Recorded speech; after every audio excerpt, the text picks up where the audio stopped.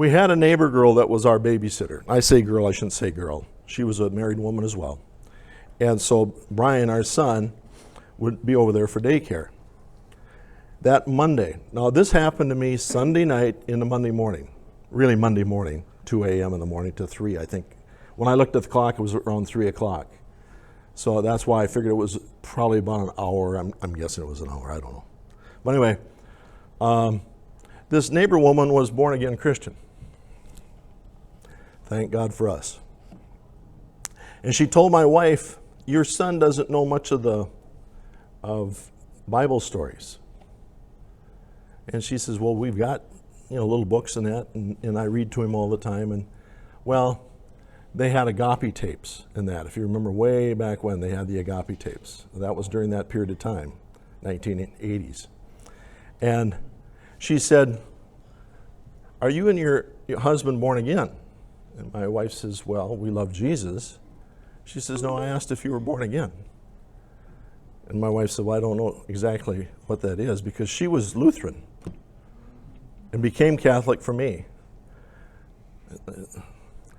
She could have just spared all that wasted time trying to become Catholic for me, and we could have just been Pentecostal. We've been both happy.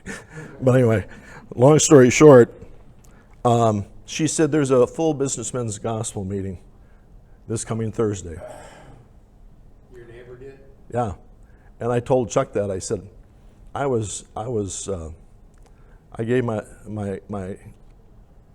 life over to Christ that evening, that Thursday evening, because I wanted to know why he told me good wasn't good enough.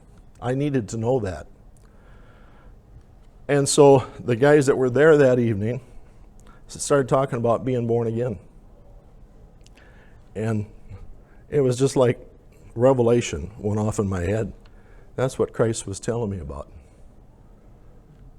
3 nights earlier, that's what Christ was telling me.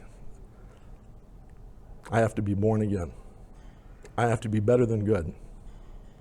And that's the only way to heaven. And so that's when I became saved, was when I went forward and I gave my life to Christ.